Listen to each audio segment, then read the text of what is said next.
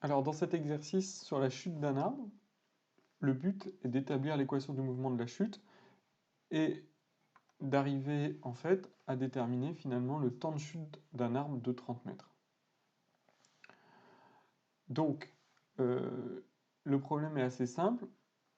On assimile un arbre à une tige longue et homogène de longueur L et de masse petit m. On va scier cet arbre à la base et l'arbre bascule en tournant de son point d'appui au sol. On suppose que le point d'appui reste fixe et ne glisse pas, et la position verticale est repérée par un angle θ, justement, que fait l'arbre avec la verticale. À t égale 0, on vous dit que l'arbre a un angle de 5 degrés, il est légèrement penché, et il est immobile. On vous donne le moment d'inertie de cet arbre par rapport à son extrémité, c'est-à-dire de 1/3 de m fois la longueur de l'arbre au carré. Alors avant tout, on commence par faire un schéma, ce que j'ai fait ici. Donc vous voyez, j'ai repéré donc le système qu'on étudie ici, c'est l'arbre, c'est simple. On se place comme d'habitude dans un référentiel terrestre supposé galiléen. Il y a deux forces qui s'appliquent. Il y a le poids P qui est suivant moins x, donc moins mg où ex est le vecteur unitaire suivant l'axe x. Et puis il y a la réaction du sol qui exerce sur l'arbre une force que j'appelle grand R. Donc, un système de coordonnées, on l'a dit, cartésienne. Donc ici, mon axe X, et ici un axe vertical, Y, mon axe horizontal. Et puis, du coup, pour que le repère soit orthonormé direct, il faut que l'axe Z, vous voyez, s'enfonce ici dans l'écran. Une fois que j'ai repéré ça, je peux tout de suite mettre, ça me servira pour tout à l'heure, le sens de rotation positif. Comme l'axe Z s'enfonce dans l'écran, vous voyez qu'on a un sens, d'après, si on applique le tire-bouchon, on a un sens positif qui est le sens horaire. Alors, première question, établir l'équation du mouvement de la chute de l'arbre. Donc ici, cette équation du mouvement, elle nous dit, elle va être obtenue par le théorème du moment cinétique, qui dit que la dérivée du moment cinétique par rapport à l'axe de rotation, donc ici c'est l'axe OZ, par rapport au temps, est égale au moment des forces qui s'appliquent sur le système. Comme il y en a deux ici, c'est égal au moment des forces du poids et le moment de la réaction du sol. Alors on calcule ces deux moments. Le moment de la réaction du sol, vous voyez que comme la réaction du sol, elle s'applique au point O, elle s'applique à la base de l'arbre, et bien finalement j'ai ce vecteur OO vectoriel R. Et donc ici, comme on a un vecteur OO, on a forcément un moment qui va être nul. Et puis ensuite, j'ai le moment du poids qui, je peux appliquer pour le connaître le bras de levier, la définition du bras de levier. On voit que le poids, qui est ici, tend à faire tourner l'arbre dans le sens positif, d'accord, suivant l'axe utilisé. Donc ici, on aura le moment du poids, ce sera un plus fois d, la distance, le projeté de l'axe de rotation sur la droite d'action, fois la norme de P. Alors ici, petit d, je ne l'ai pas représenté, je peux l'ajouter. Petit d est ici, vous voyez, c'est le projeté du point O sur la droite d'action de la force. Donc pour avoir la droite d'action de P, je dois prolonger P, ce que j'ai fait en pointillé.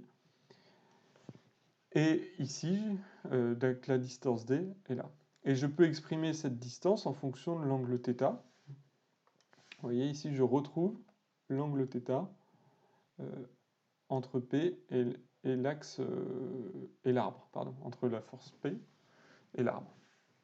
Donc ici, on arrive à mg fois L sur 2, et oui, puisque ici, petit d, on peut l'exprimer comme L sur 2 sinus θ. Et mg, c'est la norme de P. Il me reste enfin à exprimer le moment cinétique par rapport à l'axe Z, égal au moment d'inertie fois la dérivée de l'angle par rapport au temps.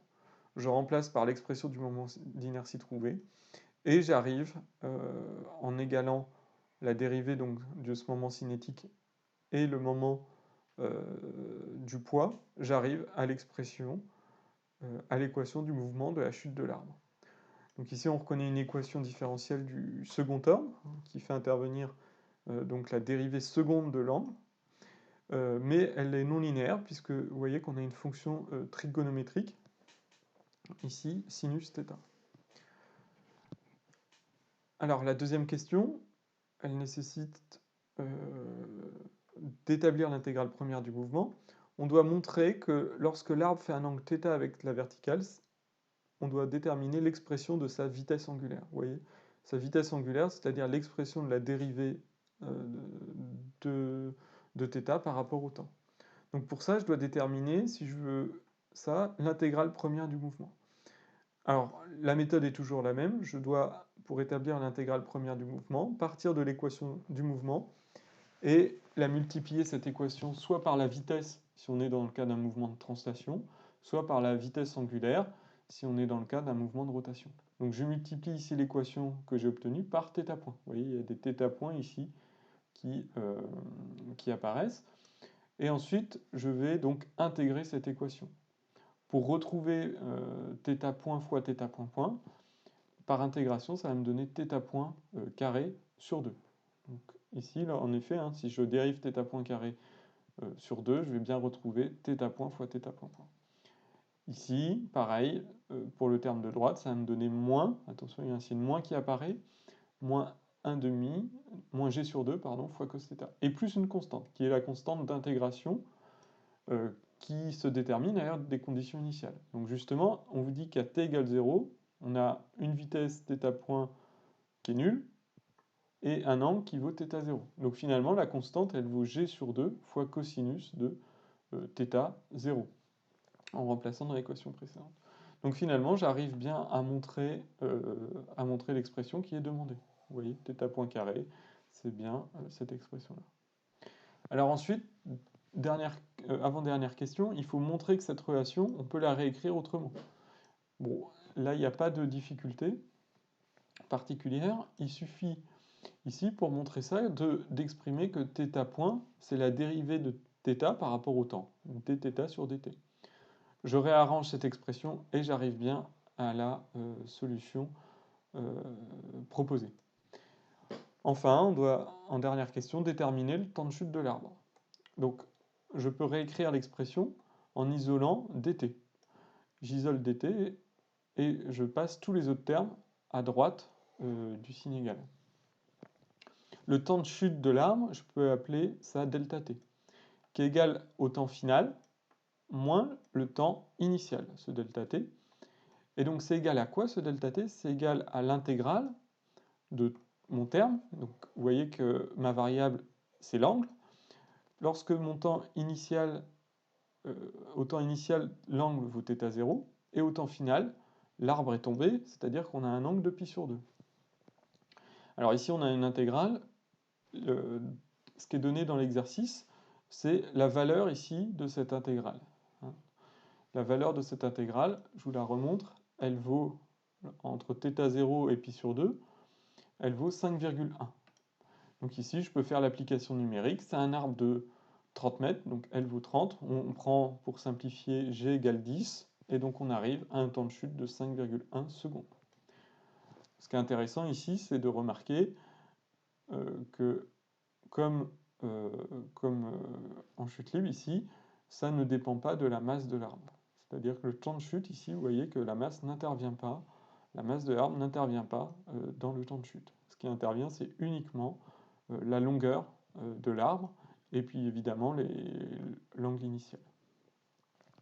Voilà, je vous remercie. Si vous avez des questions, n'hésitez pas à les poser dans les commentaires.